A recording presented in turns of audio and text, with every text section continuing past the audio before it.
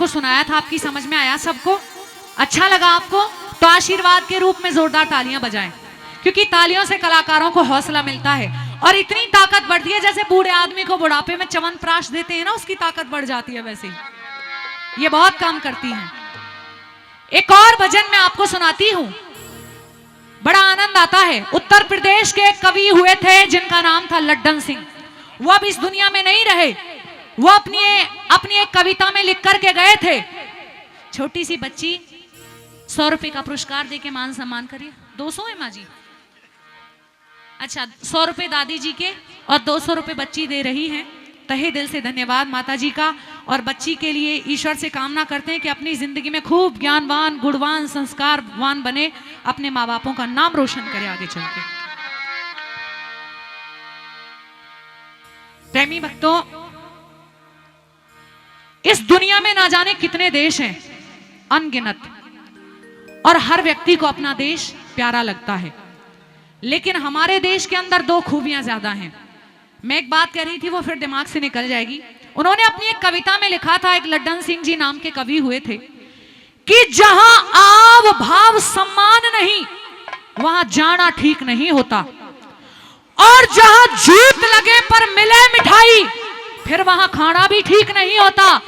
ज्ञान ध्यान के भजनों में शर्माना ठीक नहीं होता, लेकिन जहां सुनने वाले मूर्ख हो फिर वहां गाना भी ठीक नहीं होता। लेकिन दिल गदगद हो जाता है जब आप जैसे श्रोता सुनने वाले कहीं मिल जाते हैं। दुनिया में ना जाने कितने देश हैं और हर व्यक्ति को अपना देश प्यारा है, लेकिन हमारे देश के अंदर 2 खूबियां ज्यादा हैं। एक तो यह है कि दुनिया में केवल ये भारत देश ही ऐसा देश है जिसके नाम के पीछे बड़े सम्मान से माता लगाया जाता है। कहते हैं ना, भारत माता की जय। आपने किसी और देश के बारे में नहीं सुना होगा, अमेरिका माता, जापान माता, इटली माता, लंका माता, सुना है? नहीं सुना। लेकिन हमारे देश के अंदर ये खूबी है। और दूसरी ये है कि हम उस देश के वासी हैं जिस देश में गंगा बहती है। इस देश के अंदर जब जब भी संकट आया, ईश्वर ने किसी ना किसी रूप में अवतार लिया और उन दुष्टों को मिटाया, संकटों को मिटाया। कैसा मेरा देश है, कैसे कैसे समय पर इस देश के अंदर भगवान ने अवतार लिए हैं, और यदि उस समय वो अवतार ना लेते तो इस दुनिया का, इस जगत का कल्याण नहीं होता। क्यों नहीं होता? सुनिए भजन के द्वारा क्या बताया।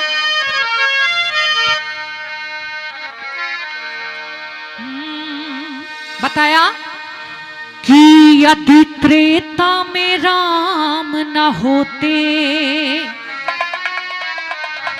और द्वापर घनश्याम न होते,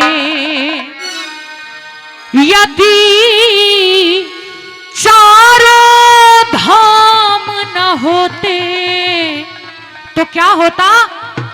जगत कल्याण न होता, जगत कल्याण न होता, जगत कल्याण न होता, जगत कल्याण न होता। राम न होते, द्वापर घनश्याम न होते, यदि चारों धाम न होते, जगत कल्याण न होता, जगत कल्याण न होता, जगत कल्याण न होता, जगत कल्याण न होता।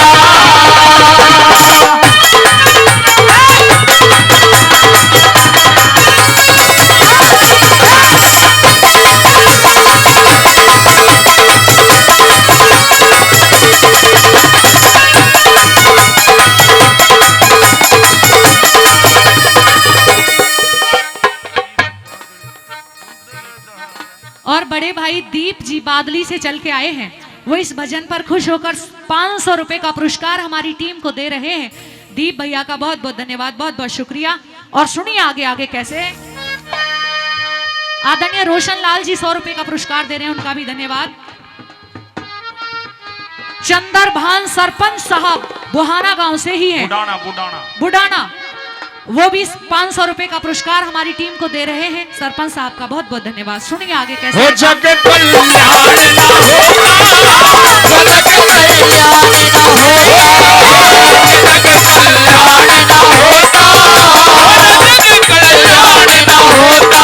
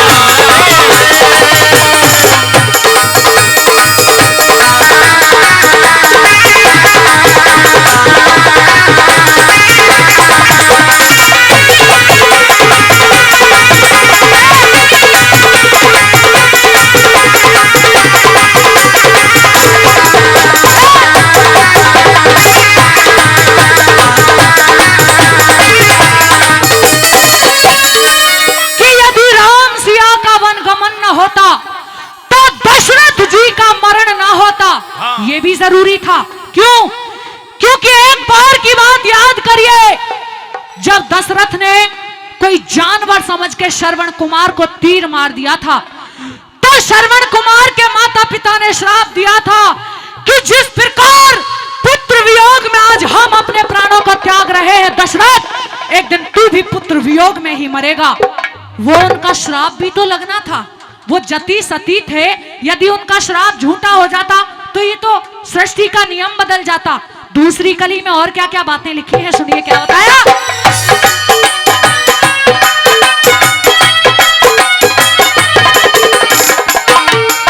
यदि अर्जुन के संग कृष्ण ना होते, यदि अर्जुन के संग कृष्ण ना होते, तो रण दुर्योधन हारे ना होते, रण दुर्योधन हारे ना होते, यदि पांडवों के संग कृष्ण ना होते, तो रण दुर्योधन हारे ना होते। राज नहीं जाता सरताज नहीं जाता, राज नहीं जाता सिरताज नहीं जाता, यदि महाभारत नहीं होता जगत कल्याण ना होता, जगत कल्याण ना होता। ओ जग कल्याण ना होता, जग कल्याण ना होता।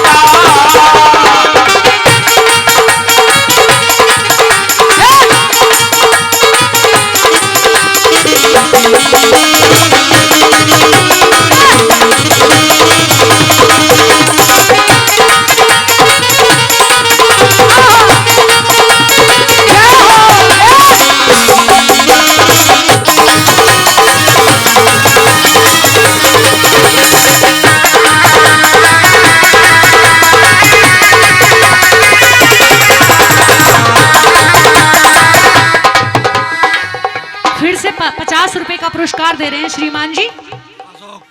हाँ, सुन गई सबको, वही जो इन्होंने नाम बताया, कई बार पहले भी दे चुके हैं। इनका तहे दिल से धन्यवाद, शुक्रिया। सुनिए अगली लाइनों में कैसे।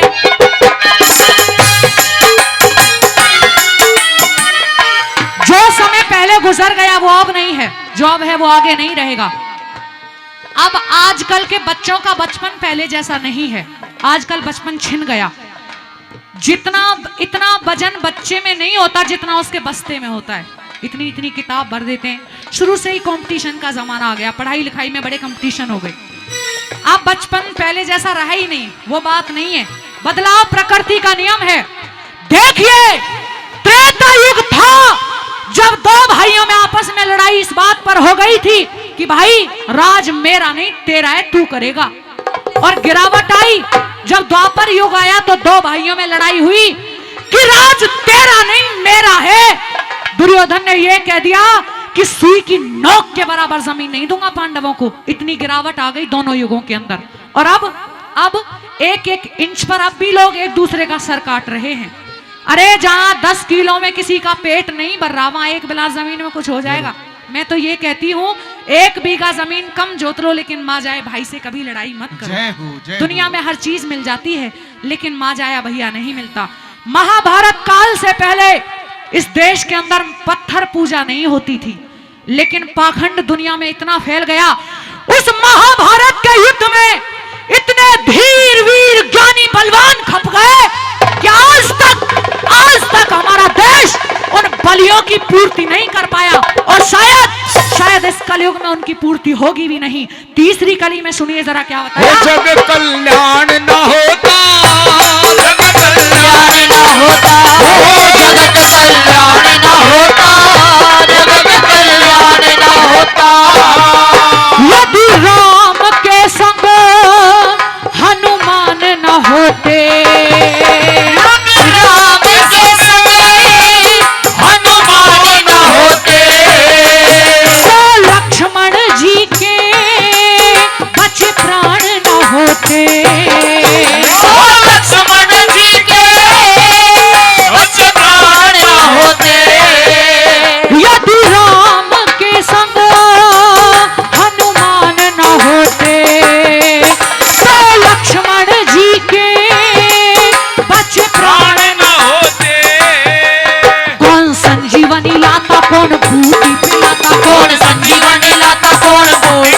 जाता, यदि लक्ष्मण जिंदा न होता जगत कल्याण न होता, जगत कल्याण न होता, जगत कल्याण न होता, कल्याण न होता।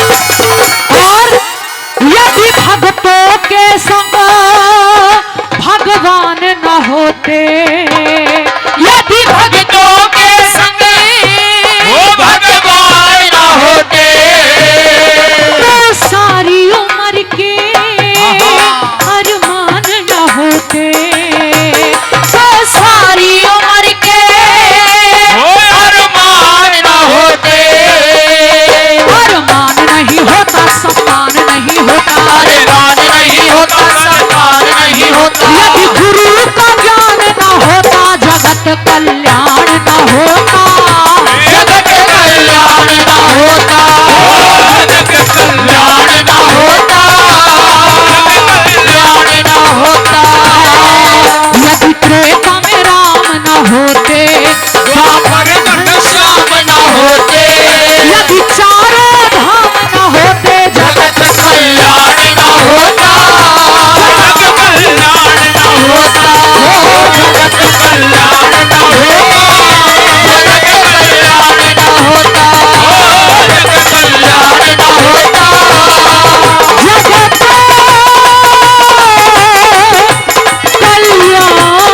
कल्याण न होता।